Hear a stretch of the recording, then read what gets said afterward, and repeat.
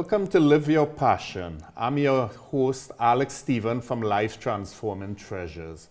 On Live Your Passion, our guests share their stories and challenges and how they embraced and overcame them. Hopefully, you can use some of their wisdoms to help you on your journey. I'm an author, a speaker, and a life transformation coach. Please go to my website, alexstephen.com, and download your free copy of 7 Keys to Your Dream Lifestyle. This morning, I have with me a special guest, Chivon Obiri Mainoo, and I'll have her introduce herself. Welcome, Thank Chivon. you, Alex, nice for having me. Yeah. Yes, my name is Chivon Obiri Mainoo. I am a speaker and financial educator. As a financial educator, I help build personal economy through budgeting and debt elimination. Yeah, great. So nice to have you here. And today we'll talk, the gist of your story is really corporate America and, you know, being in a job that you don't enjoy. And a lot of us could resonate with that. So it'll be an interesting discussion. Yes.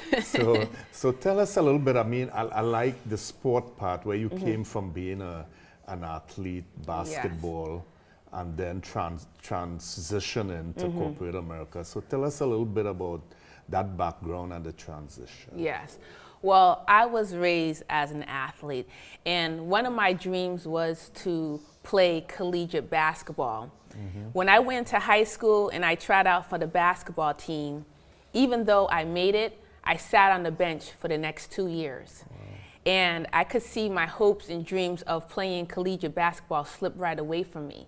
So I had to take things into my own hands and go to every basketball camp that I could possibly go to around Massachusetts, hoping that a college recruiter would see me. I ended up at a camp in Worcester, Holy Cross basketball camp, where a Clark University coach came up to me, and Clark ended up recruiting me. Needless to say, I went to Clark, and in my freshman year, I played a key role in helping them make it to the Sweet 16 tournament. Yeah. 3-pointer? Yeah. So that's great. You Yeah. know, I like sports. I used to play soccer myself in high school in Trinidad growing up, and my son is a soccer player. He played for the U.S. Deaf Olympic, varsity, Division 1. So I like sports. I think sports is an integral part. It teaches us teamwork and discipline. Absolutely. So it's really a great part in growing up. Yes. And, developing. So tell us a little bit now your transition from being, you know, a key player on the team and, you know, achieving the goals you had in terms of sports. And now you're in corporate America, qualified. And tell us some of the, you know, experiences you had there. Yes. The perceived good and bad. Okay. Well, obviously being an athlete, I took that same discipline into corporate America, hoping that that hard work that I put in when I was an athlete, it would translate into the same success into corporate America. When I went to corporate America, it was really hard for me to navigate on how to get opportunities. And even though I felt like I was putting in the work, it did not translate into success. And being young at the time, you really don't know how to maybe communicate to management on what you need to do to move forward. And even sometimes you do, you may still not get that opportunity. So I felt very stuck. I felt stuck because I did not have that passion that I once experienced in my athletic world. You get what I mean? Yeah. So it got to a place where even though I wasn't climbing that corporate ladder, I knew I had all this greatness inside of me, but I was like, what am I gonna do? This is not working out. Yeah. The environment got so toxic for me that I had to make the tough decision to leave. Now I would never leave a position without having another position lined up. But let me ask you, in that position, you stayed there for a few years, I assume. More than a few years. More than a few years. And you were qualified, you had an MBA. Absolutely. So highly qualified. Did you ever seek out help, like a mentor or going to a manager, trying to figure out, you know, what you could do better or what you were doing wrong? I think that's one mistake that I made. Okay. I think I put it on me being young. It wasn't told to me that I should seek out mentors. Right. I didn't learn this until later on. And because I was a very shy person, it's very hard for me to ask people for help as well. Yeah. So that's really stepping outside of my comfort zone, which I wasn't comfortable with. Yeah, and that's something, you know, and I tell people that I coach, that asking for help to me is a sign of strength, because it means you know, you're going forward, you wanna correct if there's anything that you're not seeing, a coach could see it, you know, because you, as Les Brown said, you're in the frame, so you can't see the picture. And I did that in my corporate life. I went out and asked, but I had that habit from small, and I got it. My mom used to tell me, always ask for help. I didn't know the word mentor then. Yes. You know, but I used to ask people, and what I realized is that when you ask people for help, they're willing to help. You know, they really want to help you. So, like you said, you were shy, you were young, so it's something you overlook. But I want to tell people who's looking, ask for help. Yes. Go to your manager. If you think they're not helpful, seek out other people in the organization, your churches or other groups, and ask for help. If they cannot help you, ask them if they could put you on to somebody who might be able to help you. But you need that. You need somebody to hold you accountable, somebody who has walked through that path that could give you some guidance. So. And the other thing I want to say is that I was looking for others to see the greatness within me, but I needed to display my greatness. If you get what I mean. I needed to put myself out there to show my abilities and talents, which I wasn't doing. I'm sitting behind a cubicle just working hard, but not really putting myself out there. Oh, I could probably do this project. I could probably do that project. Maybe I can present to the group. I wasn't doing those things as well. So a good point you brought up there is exposure. Yes. And it's a little bit of PR, you know, just having the qualifications and working hard like you experience doesn't get you up. You'll see somebody who is less qualified than you, who works less hours than you, and they're gonna go up. And in corporate America, that's just the fact. You have to, I'm not saying you have to play the political game, but you have to make sure that you're being seen. That's your responsibility. And the good thing about it is that you have seen it, and you in the position now that you could help other people from your experience. So that's the good that came out of it. Absolutely. And the other thing I want to say to people is you really have to do self-evaluation. What are the things that you're good at? You see, even though I was shy, to a certain level, Alex, I could present. You get what I mean? If I was given the opportunity, even though I didn't like speaking, given the opportunity, I could present. But you have to have self-awareness about yourself. What are your talents and abilities? And you know, so you're bringing up some good points. When people come to me, you know, I say the first thing, you have to be aware of where you are. Second thing, you got to accept it. And people say, what do you mean aware? I say, well, simply, if you want to go to New York and you don't know if you're in Chicago or if you're in LA, how are you going to get to New York? You have to be aware of where you are. You have to accept that. And then from there, you know, people come to me and they say, I want to set goals. I say, set goals for what? You have to know, you know, and you touch on a point which we'll talk more about later, passion. That's so important. Passion is so important. That's one of the driving factors, you know, to be successful, passion and commitment. So you had the experience, you know, and how did your co-workers, how did they treat you?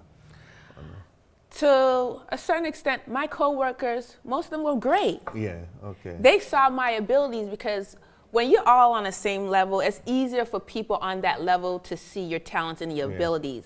It's usually for harder for the upper management to see what you can do. You get what I mean? Because you're not interacting with them every day. But you got to put yourself in front of management. It's no good when your coworkers know you're great and management doesn't know you're great. Yeah. I think one good, as you talk about this coming from corporate, when I was in public accounting with a big 8 accounting firm, they had that practice where you meet with your, the partner, that's partners were in charge of different, I was in auditing, and you always had that accountability.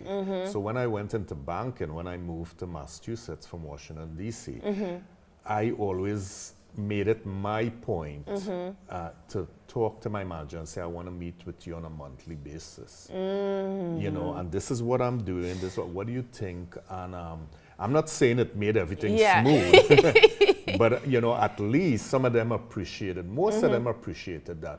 Because I'll tell you, managers do have the time to look out for your career path, in most instances. So you have, the onus is on you, and that's what I hear you saying. And I'm not saying I did everything perfectly, but I was commended on that by most of my managers. But I got that from public accounting. You are the one who have to make the appointment.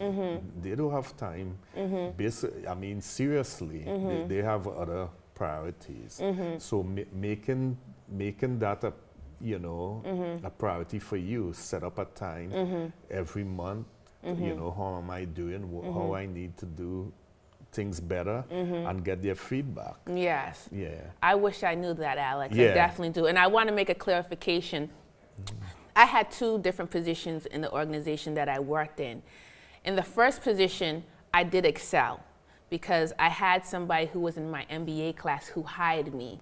So they knew my work ethic. So a lot of the struggles that I did face is when I moved to my second position and nobody knew who I was. So I needed to make myself, aware in front of people, basically. Let your presence be known. Yes, exactly, exactly. And the discussion here is really for, people in the audience to get some wisdoms from the mistakes we have made, or some of the good things we have done, so it could help you on your journey. And that's the reason we have in the discussion. Absolutely. So what sort of effect this environment had on you? You're working hard, you qualified, you had certain expectations that were not being met. So how did it affect you? This how it affected me. You start to get so down that you don't care anymore. So sometimes you just come in to do your job. I'm just gonna punch in. You get what I mean? Yeah. You're really not putting out that extra effort because you feel so defeated. And when you feel so defeated, you feel hopeless. You get what I mean? So you're not doing other things that you wanna do to climb that corporate ladder. Also, you talked about the political game. I'm a person who will help you out if you need help. And sometimes people are trying to climb that corporate ladder. It's a competition. Well, I'm not built like that. If you need help, I'm gonna help you. So I experienced some of those factors that I wasn't used to. I didn't know how to navigate. People would tell me, Chivon, just focus on yourself. Don't focus on other people. Why are you helping this person? But I have to remain true to who I am because that's not the core of me. Exactly. You get what I mean? I can't step on people to get ahead. And that's fine. It's just not the environment that you cut out to be. So my advice to people, or my opinion, is find somewhere that suits, your core. And that's when you see talents that you didn't even know you had. You're gonna start to blossom. So corporate America, that style, that politics, you help people and they backstab you.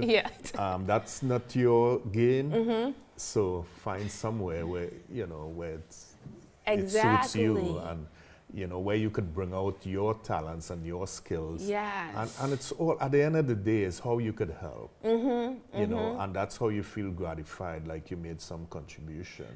So coming in and clocking, you're more tired at the end of the day, than if you really work hard. Absolutely, So Absolutely. I know how that is. It's not good. When you enjoy what you're doing, the time just flies. Yes. You'll be there 10 at night and it's like, ooh, Yeah. I didn't have anything to eat or drink. Exactly. Yeah, so that's the sort of environment you want to. But, you know, in life, contrast is what moves us to where we need to be. Yes. When you see where you do not want to be. So it happens that way sometimes. Yes. So did this have any negative effects on your health? Or? It did. Yeah. I believe I started to get anxiety when I started having the feeling where I was short of breath. Oh, Lord. I would wake up in the morning and I would just be like, oh my goodness, I would get this feeling. In work, I would sit there and I'd be like, oh my gosh, I can't stay here. Distress.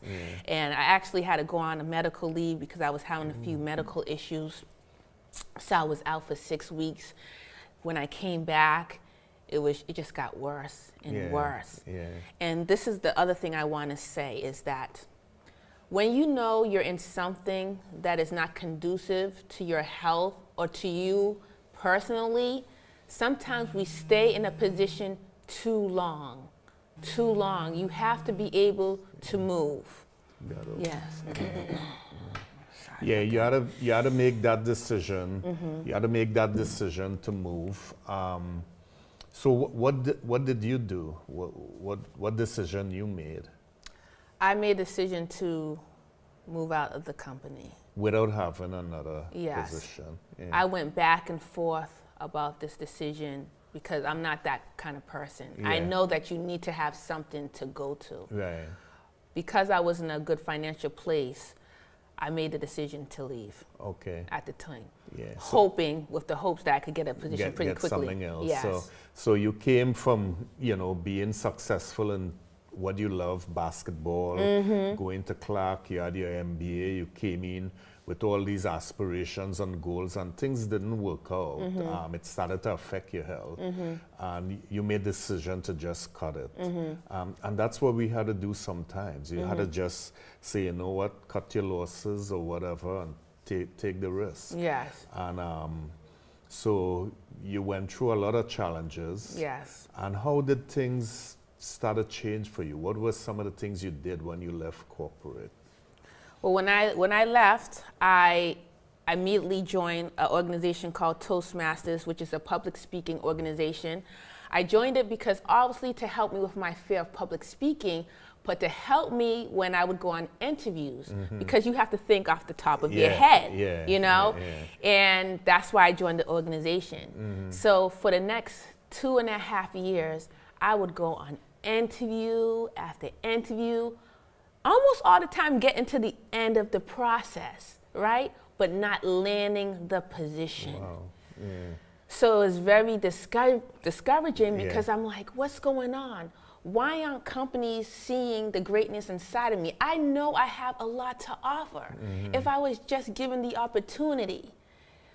So while I was doing that, going through my job process, I was in Toastmasters, not participating as well. Just showing up. Just showing up. Showing up. Yeah. And then in 2015, after I had my child, I got this sense of urgency. I got my why. You took the word out of my mouth. That's your why. I got my why. Yeah. And at the beginning of this year, I said, Chivon, enough is enough. Yeah. You are more than this. Yeah. So I decided to write down some goals for myself, things that I wanted to achieve this year. And one of the things that I wanted to achieve was just finishing my 10 speeches. I only given 3 speeches over 3 years. Wow. So I wanted to finish my 10 speeches by June of this year. And the second thing was to relaunch my financial coaching business that I launched a couple of years ago, but sat on it because of fear. Yeah. Not knowing if I would be successful in it. Yeah. So Toastmasters, and having your baby, sparked something in you. Yes. So the fire came back. And you started to do more speaking. Yes. Yeah, so that's pretty good. The why is so important. I tell people people come to me and they say, let's set goals, or, you know, I want to do this. And I say, why? What's your why? Yes. And it's like, what do you mean, what's my why? I say, what you going to do 24/7 without getting paid for it? What it is at 2 o'clock in the morning going to wake you up from your bed and you're going to go at your computer or wherever and start working on it and don't feel tired. Absolutely. Don't feel like that job where you just had to show up. Yes. You're doing it for you. That's your why. That's what drives you. And you have to find your why. You got to find your passion before you move forward, before you set goals, and you have to be committed to it. So how things open up for you in Toastmasters once you started to do more speeches? Yeah. So I started doing my speeches, and March comes around. And in Toastmasters, we have this thing called the International Speech Competition. It is when 25,000 contestants compete to be the world champion of public speaking of the world. I had no absolutely plans on participating because I'm like, why do I want to join? Why do I want to do this? But I got a call one night from my VP of Education saying, Chivon, can you please speak this Tuesday? We don't have enough contestants. I'm like, no. First response. Why did I say that? One was because of fear. I didn't think I had a good enough speech to win, and I was not interested. And he goes, please, Chivon, please. I go, fine. I would do it, but just to get me closer to finishing my 10 speeches. It'll be another speech. Yes. If I do win, send the second person on. I go Tuesday night, I make my speech, and I won. What was the name of your speech? It was called, at the time, Be an Overcomer. At the time. And after I finished, I said, send the second place winner. And the club goes, you can't back out now, Chivon. So needless to say, I went on to the area contest, I won. I went on to the divisional round, I won. I'm like, what is going on? After every competition, I'm stepping out of my comfort zone, speaking in front of people. Then I get to the district competition, right? With 10 speakers. I'm like, there's no way I'm gonna win, right? I make my speech and I won. And after the competition, when I was driving home in my car, I said, Chivon, this is more than a competition. This is your life. For years, you felt that you had greatness inside of you, but you've always wondered if people saw what you felt. I realized that I had let fear rob me from releasing my greatness. And you bring up another word, fear. I'm reading a book now that my mentor and coach, and we all should have coaches, I believe in that, and he told me to read this book, is that the What's in the Way is the Way by Mary O'Malley. And it's interesting, and the second chapter talks about fear, and it's like, embrace your fear. Face it head on. Otherwise, it's going to be haunting you all the time. Face it head on and get rid of it. And, and we must have some fear. That's how we built. You know, but let it be a small percentage. Fear that's going to propel us forward. So now you had a good fear, or you going to be in the first 100 talking. So that's a good fear, as opposed to when your division education person call you and he's like, oh no, I'm not talking. So it's a different fear. Exactly. And that's good. So tell us, how was that contest? That, you know, the first 100. Okay, so now I'm in the top 100 speakers, right? So I'm supposed to go to DC. Once I started realizing and research what the competition was about, I was like, oh my gosh, I have to put in the work. To put in the work. No. You got to put in the work. I was traveling all around Massachusetts, going to different clubs, practicing my speech. I ended up going to DC, and I was the first speaker. That's the worst position to be in. And at first I was like, oh my goodness. But I embraced it. I went in with the mentality, you know what, Chivon? Set the stage. I went on that stage and I gave it my all. Yeah, I left it on the stage. Yeah. And even though I didn't get the result that I wanted, which was going into the top 10 to compete for the World Championship of Public Speaking, I gained much more. And it was confirmed to me what I'm supposed to be doing with my life, which is speaking and teaching people about personal finances. Personal finances. Yes. So on this journey, you know, you went through these challenges. Yes. You made a change. Something came to you, you know, signing up for this contest. Yes. That you were not, you know, you Exactly. were not on board, so to speak. And then as you saw, you was like, oh, the universe is telling me something. Yes, yes. You know, this I have to, if other people seeing it, how come I'm not seeing it? And that's what I'm saying. Other people could see the talent in you that you can't see. So you always have to be out there, portraying yourself, you know, presenting, whatever, and people will see it. Absolutely. And, like you said, now you found your passion. And that's what I tell people. That's the name of the show, Live Your Passion. Yes. And I keep telling people, get on a mission, meaning be committed and live your passion. And once you're doing that, life gonna be joyous. Okay, I'm not saying there wouldn't be challenges. I'm not saying there's not gonna be obstacles. Yes. But when you live in your passion and you know your why, Yes. okay, when you know that, obstacles, I say obstacles move out of the way. Yes. You don't even have to go around. Yes. They move. Chivon is coming, let me get out. You know, once you have that commitment and you know what your passion is. So now that you have that, I mean, this is just the tip of the iceberg for you. So now you're doing coaching, you're speaking, and you're getting the message out there. So you're affecting people in a good way. So tell us some more about that. What are you doing and what are your plans, you know, going forward? How you envision this now? Well, I'm in the process of my journey, which is okay, right? Well, with the personal finances, I've been educating people within my church community for years. We have a lot of single mothers, a lot of young adults who don't have that financial literacy.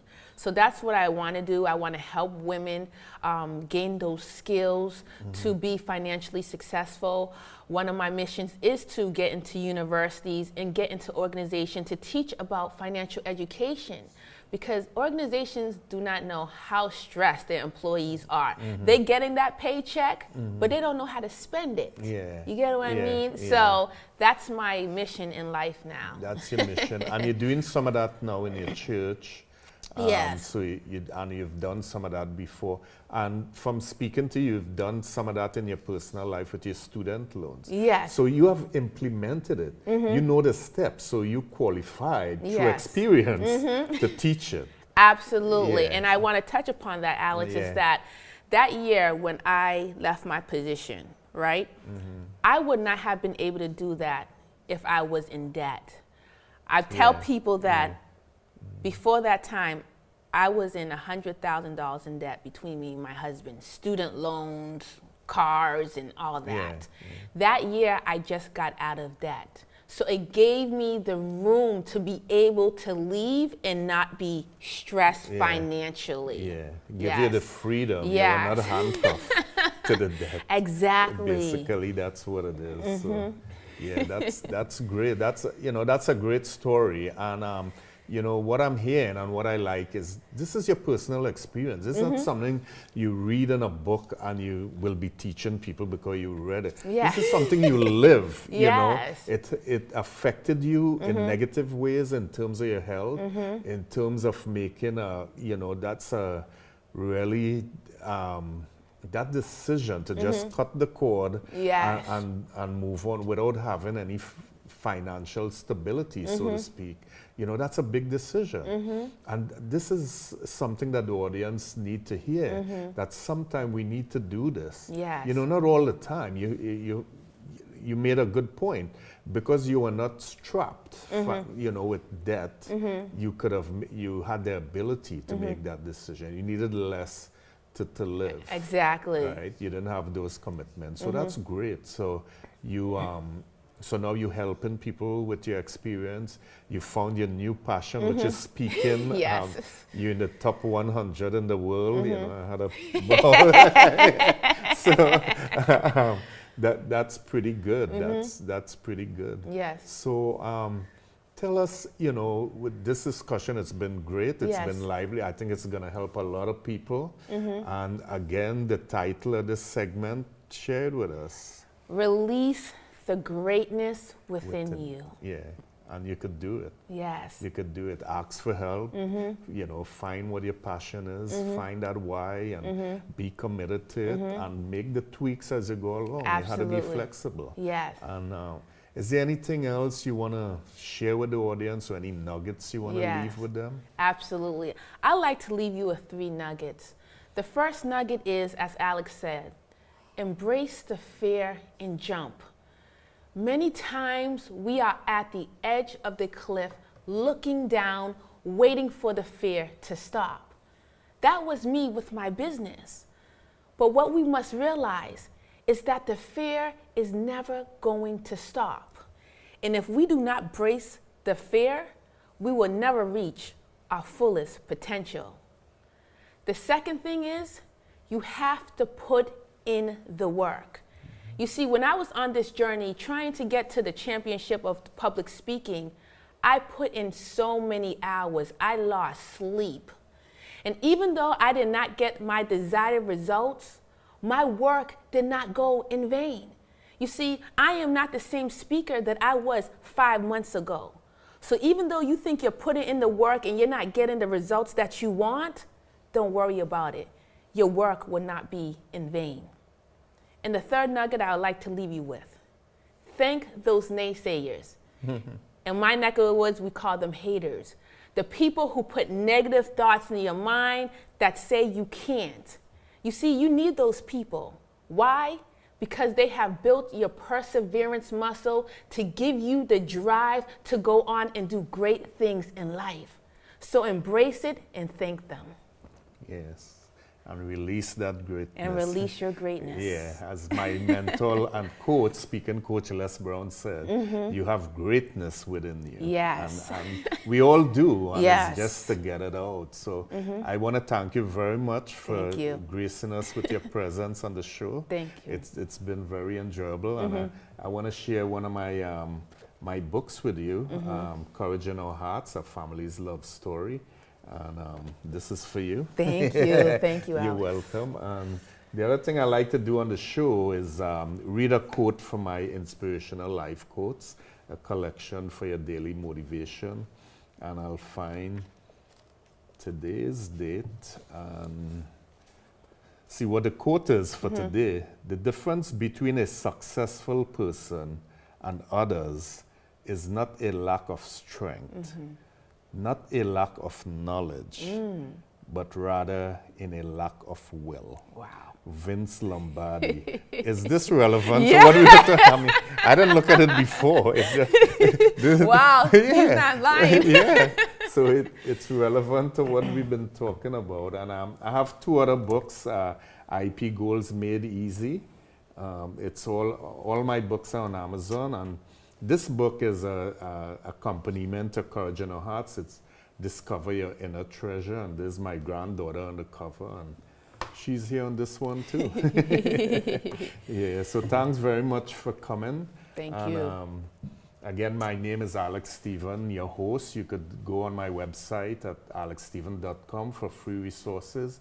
You could reach me at alex@alexstephen.com. And how could people reach you on your website? Please share that with us. Right now, you can reach me at www.coachchivon.com. Okay, on that. So thanks very much, and see you next time on Live Your Passion.